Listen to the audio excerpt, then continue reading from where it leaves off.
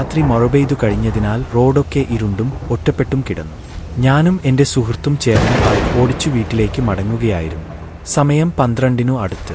റോഡിൽ വാഹനങ്ങളൊന്നും ഇല്ല, വെറും ഞങ്ങൾ മാത്രം. പെട്ടെന്ന് ഓദ്മന്റെ ലൈറ്റിൽ ആരോ വെളുത്ത സാരി ധരിച്ച് വഴിയരികിൽ നിൽക്കുന്നത് കണ്ടു. ഞാൻ ബൈക്ക് വേഗം കുറച്ചു. മച്ചാ, രാത്രി ഇടുക്കിൽ ഒറ്റയായിട്ടോ, സഹായം വേണമോ എന്ന് ചോദിക്കാൻ പോയി. അവൾ സ്ലോലി തല ഉയർത്തി നോക്കി. എന്റെ രക്തം കട്ടയായി.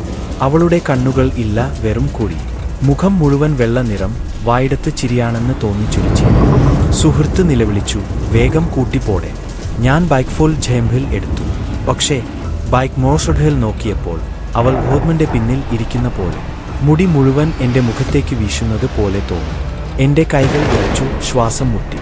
ബൈക്ക് ഓൾമോസ്റ്റ് കൺട്രോൾ വിട്ടുപോകാൻ തുടങ്ങി. ഞാൻ ഭയത്തോടെ കണ്ണടച്ചു പിടിച്ചു ഓടിച്ചു. അപ്പോഴേക്കും ദൂരെയായി ഒരു പള്ളിയുടെ വിളക്കുകൾ കണ്ടു. അവിടെ എത്തിയപ്പോൾ പിന്നിലെ ഭാരം പെട്ടെന്ന് ഇല്ലാതായി. ഞാൻ ബൈക്ക് നിർത്തി പിന്നിലേക്ക് നോക്കി. ഒന്നുമില്ല. സുഹൃത്ത് ശ്വാസം മുട്ടി പറഞ്ഞു. അവൾ ചിരിച്ചു. നമ്മളെ വിട്ടുപോയി.